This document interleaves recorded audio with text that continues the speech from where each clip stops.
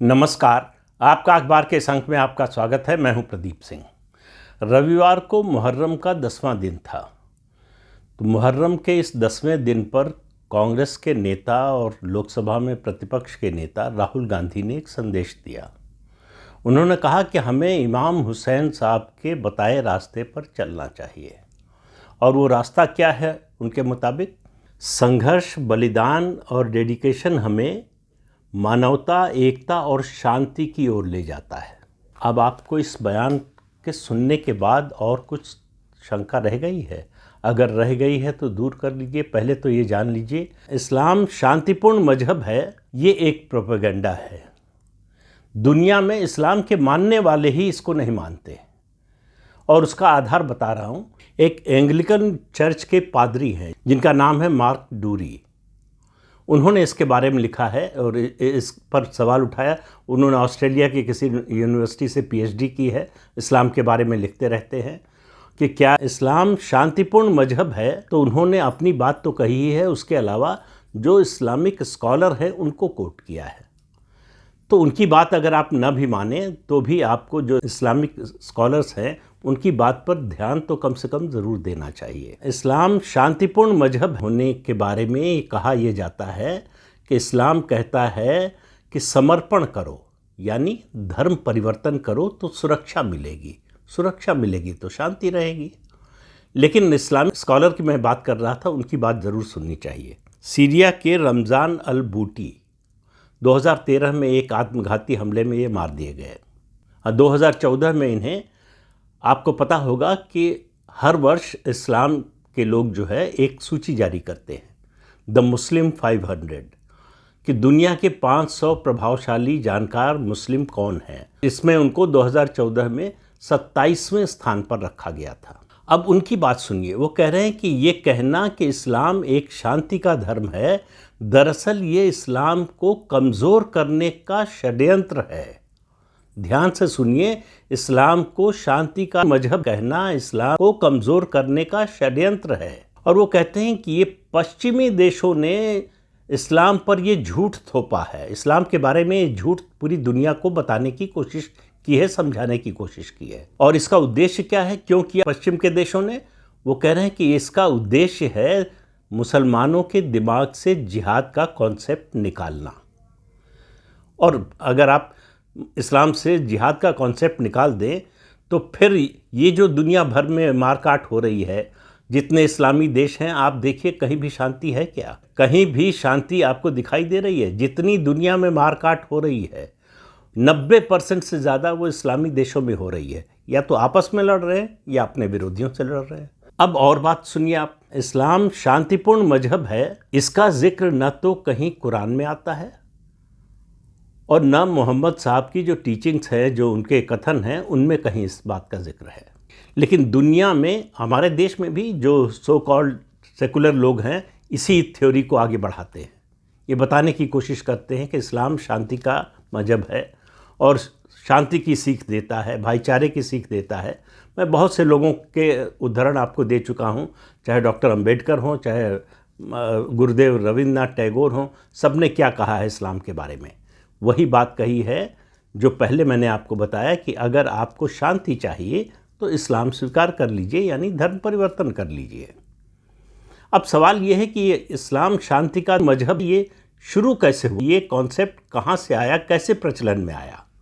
तो जो उपलब्ध जानकारी है उसके मुताबिक 1930 में इश्तियाक हुसैन कुरैशी ने एक किताब लिखी। उसमें पहली बार इस्लाम को शांति का मजहब बताया। वहाँ से फिर 70 के दशक में पश्चिमी देशों में ये कॉन्सेप्ट पहुँचा, ये टर्म पहुँची और ये इसका प्रचार होने लगा। पश्चिमी देशों का उद्देश्य ये था कि इस्लाम से जिहाद को निकाला जाए। जो बूटी ने कहा, पश्चिमी देशों के पास चूँकि अर्थतंत्र भी है और उसके अलावा सबसे बड़ी बात, उनके पास नैरेटिव की ताकत है। पूरी दुनिया में इसको फैलाने की कोशिश हुई। लेकिन कौन क्या कह रहा है इसको छोड़ दीजिए, जो हो रहा है, जितने आतंकवादी संगठन हैं सब इस्लाम को मानने वाले हैं और सबका दावा है कि वो जो कुछ कर रहे हैं, जो जिहाद कर रहे हैं, वो दरअसल इस्लाम के मुताबिक कर रहे हैं। ये सही है कि मुसलमानों में एक वर्ग है जो मानता है कि ये इस्लाम की गलत व्याख्या कर रहे हैं। तो ये वही स्थिति है जो गुड टेररिस्ट बैड टेररिस्ट बताता है। उसी सोच का ये नतीजा है कि ये इस्लाम की गलत व्याख्या कर रहे हैं, हम इस्लाम की सही व्याख्या कर रहे हैं। तो आप बताइए कि सही व्याख्या करने वाले दुनिया में कहाँ हैं, और जो सही व्याख्या करते हैं वो क्या करते हैं? वो भी तो सर तन से जुदा का नारा देते हैं और सर तन से जुदा कर भी देते हैं। तो फिर ये शांति का मजहब है इस्लाम, ये कॉन्सेप्ट कौन मानेगा, कैसे मान सकता है? लेकिन राहुल गांधी मान सकते हैं, कांग्रेस पार्टी मान सकती है, क्योंकि कांग्रेस पार्टी को राहुल गांधी को मुसलमानों का वोट चाहिए, और वोट चाहिए इसलिए वो किसी भी हद तक जाने को तैयार है। अभी बिहार में विधानसभा के चुनाव होने वाले हैं, तो इसलिए अब बिहार में जो इलेक्शन कमीशन इंटेंसिव रिवीजन कर रहा है इलेक्टोरल रोल का, उसका विरोध हो रहा है। और उसका विरोध का एक ही कारण है, उनको डर है कि जो घुसपैठिए हैं, चाहे बांग्लादेशी हों चाहे रोहिंग्या हों, उनका नाम मतदाता सूची से कट सकता है। यानी उनका जो कैप्टिव वोटर है वो वोटर लिस्ट से बाहर जा सकता है, इसलिए उसका विरोध हो रहा है। इसलिए राहुल गांधी जाकर विदेश में, अमेरिका में, इंग्लैंड में जाकर ये बोलते हैं कि मुस्लिम लीग सेक्युलर पार्टी है। दुनिया में शायद कांग्रेस और मुस्लिम लीग के अलावा और कोई दूसरा नहीं होगा। अब मुझे लगता है मुस्लिम लीग भी अपने को सेकुलर पार्टी नहीं कहती होगी। तो राहुल गांधी की नज़र में मुस्लिम लीग सेकुलर पार्टी है। ये और कुछ लोग, अब देखिए यही तरीका है नैरेटिव बनाने का, जैसे गुड टेररिस्ट बैड टेररिस्ट का चलता है कॉन्सेप्ट, उसी तरह से ये बताने की कोशिश होती है ये मुस्लिम लीग जो केरल की है वो मुस्लिम लीग नहीं है जिसने भारत का विभाजन कराया। दरअसल वही मुस्लिम लीग है। उसी मुस्लिम लीग के नेता जो यहाँ रह गए, उन्होंने इंडियन यूनियन मुस्लिम लीग बनाई। मुस्लिम लीग तो पाकिस्तान चली गई थी, जिन्ना लेकर चले गए थे, तो वो नाम ले नहीं सकते थे, तो ये नाम रखा। और इसको उन्हीं लोगों ने चलाना शुरू किया जो जिन्ना के साथी थे, जो भारत के बंटवारे में वोट देने में सबसे आगे थे, अभियान चलाने में सबसे आगे थे। तो उस मुस्लिम लीग में और इंडियन यूनियन मुस्लिम लीग जो केरल में है और कांग्रेस के अलायंस में है, जो कांग्रेस का यूनाइटेड डेमोक्रेटिक फ्रंट है उसमें है, वो मुस्लिम लीग और उस मुस्लिम लीग में कोई अंतर नहीं है। लेकिन राहुल गांधी की नज़र में ये मुस्लिम लीग सेकुलर है। तो इससे आप अंदाज़ा लगाइए कि कांग्रेस मुस्लिम अपीजमेंट के लिए कहाँ तक जाने को तैयार है। यही कांग्रेस है और यही राहुल गांधी हैं जो इमाम हुसैन के रास्ते पर चलने की बात कर रहे हैं, लेकिन कभी आपने उनके मुंह से सुना कि आप देश को के लोगों को राम के बताए रास्ते पर, मर्यादा पुरुषोत्तम राम के बताए रास्ते पर, जिसको पूरी दुनिया मानती है, पूजती है, उसके रास्ते पर, या भगवान कृष्ण के रास्ते पर, या स्वामी विवेकानंद के रास्ते पर, आदि शंकराचार्य के रास्ते पर, इनके रास्ते पर चलना चाहिए, ये कहते हुए कभी सुना क्या राहुल गांधी को? कभी कहेंगे भी नहीं। अयोध्या में राम मंदिर की प्राण प्रतिष्ठा का समारोह हुआ, राहुल गांधी ने बायकॉट किया। क्यों नहीं करते? उससे पहले उनकी सरकार, जब यूपीए की सरकार थी और राम सेतु का मुद्दा सुप्रीम कोर्ट में आया, तो कांग्रेस पार्टी ने एफिडेविट देकर कहा कि राम और सीता, ये पूरा रामायण का जो प्रसंग है ये काल्पनिक है, राम नाम का कोई व्यक्तित्व, कोई एंटिटी थी ही नहीं कभी। वो कांग्रेस पार्टी इमाम हुसैन के रास्ते पर चलने की बात कर रही। तो राहुल गांधी ने, आपको बताइए, इससे पहले कब आपने सुना होगा कि मुहर्रम पर इस तरह का संदेश दिया हो? ये बदलती हुई कांग्रेस है। कांग्रेस लगातार बदल रही है। परिवर्तन अच्छी बात होती है, लेकिन परिवर्तन जब अच्छे के लिए हो तब अच्छा होता है। एक कांग्रेस थी जिसे अंग्रेज़ों ने बनाया था। ये कांग्रेस जो है भारत के लोगों की उत्पत्ति नहीं है, ये अंग्रेज़ों की बनाई हुई पार्टी है। अंग्रेज़ों ने 1857 का जो पहला स्वतंत्रता संग्राम था, उससे बचने के लिए, उसके बाद फिर इस तरह का संग्राम ना हो जिसकी तैयारी थी, एक वेंटिलेशन बनाने का फैसला किया और कांग्रेस का गठन किया कि जो लोग नाराज़ हैं, असंतुष्ट हैं, उनको बोलने का एक मंच मिल जाए। उसके लिए कांग्रेस बनाया।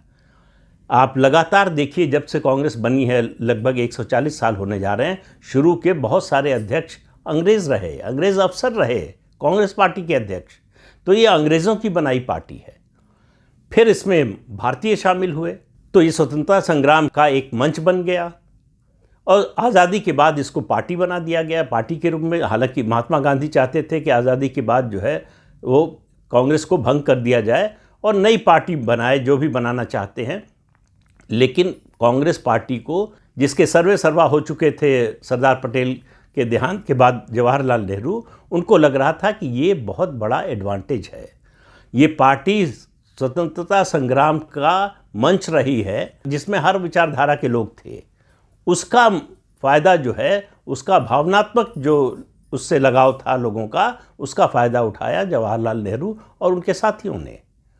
उसके बाद फिर कांग्रेस बदली, जब इंदिरा गांधी उसकी अध्यक्ष बनी, वहाँ से बदलाव शुरू हुआ। फिर 1969 में कांग्रेस का विभाजन हुआ, तो कांग्रेस जो पुरानी थी वहीं ख़त्म हो गई।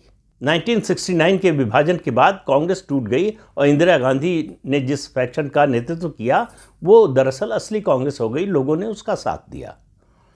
उसके बाद से कांग्रेस के विभाजन का सिलसिला या बदलने का सिलसिला कहें चलता रहा। 1978 में फिर कांग्रेस का विभाजन हुआ, देवराज अरस के नेतृत्व में एक धड़ा अलग हुआ और फिर इंदिरा गांधी के नेतृत्व वाला धड़ा जो है वो 1980 में सत्ता में आ गया।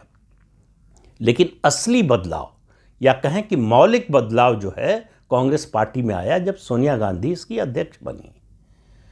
इतने लंबे समय तक कांग्रेस में कोई अध्यक्ष नहीं बना जितने लंबे समय तक सोनिया गांधी रहीं। 1999 में वो अध्यक्ष बनी और 2019 के लोकसभा चुनाव तक वो अध्यक्ष रहीं। बीच में 1-1.5 साल के लिए राहुल गांधी अध्यक्ष बने थे। 2017 के गुजरात विधानसभा चुनाव के नतीजे आने से पहले उनको अध्यक्ष बनाया गया था और 2019 का लोकसभा चुनाव का नतीजा आने के बाद उन्होंने छोड़ दिया। उसके बाद फिर सोनिया गांधी जो है कार्यकारी अध्यक्ष बन गई। अब हाल में जाकर जो है मल्लिकार्जुन खड़गे उसके अध्यक्ष बने हैं। तो जो कांग्रेस आज़ादी के आंदोलन के समय थी, उसका जो स्वरूप था और अब जो है पूरी तरह से बदल चुका है। ये एक नई पार्टी है, सिर्फ नाम पुराना है। लेकिन राहुल गांधी ने ये जो संदेश दिया है, इससे हिंदू समाज की आंखें खुलनी चाहिए कि हिंदुओं को लुभाने के लिए या हिंदुओं को अपने साथ जोड़ने के लिए कांग्रेस पार्टी, खासतौर से सोनिया गांधी की कांग्रेस और राहुल गांधी की कांग्रेस, इस तरफ कदम कभी क्यों नहीं बढ़ाया? क्योंकि वो पूरे हिंदू समाज को तोड़ना चाहते हैं। यूपीए के शासन में जिस तरह से कानून बदले जा रहे थे, जिस तरह से सांप्रदायिक हिंसा का विधेयक लाया गया, बीजेपी के विरोध के कारण वो पास नहीं हो पाए, ये अलग बात है। लेकिन अब कांग्रेस पार्टी दूसरे तरीके से उसने रणनीति बदल ली है। अब वो हिंदू समाज को जातियों में बांटना चाहती है और मुस्लिम समाज को एक करना चाहती है। ये उसकी रणनीति है। इसी रणनीति के तहत राहुल गांधी का ये बयान आया है। जो सो रहे हैं उनके जागने का समय आ गया है। किसी से लड़ाई झगड़ा करने की ज़रूरत नहीं है, केवल समझने की ज़रूरत है। और तीन बातें ये जो है, इनको जीवन के मंत्र की तरह याद कर लीजिए: आत्मबोध, इतिहास बोध और शत्रुबोध। ये तीनों नहीं होगा तो समाज और देश दोनों सरवाइव नहीं कर सकते हैं। और ये कब होगा मुझे मालूम नहीं है, लेकिन इसकी शुरुआत तो निश्चित रूप से हो चुकी है। लेकिन जिस गति से होना चाहिए वो नहीं हो रहा है और उसका नुकसान लगातार समाज को भी हो रहा है, देश को भी हो रहा है और सनातन धर्म को तो हो ही रहा है। तो इस अंक में इतना ही। अगले अंक में फिर मिलेंगे किसी नए मुद्दे के साथ। तब तक के लिए अनुमति दीजिए। आपसे अनुरोध है कि चैनल देखिए, शेयर कीजिए, लाइक कीजिए, सब्सक्राइब ज़रूर कीजिए। नमस्कार।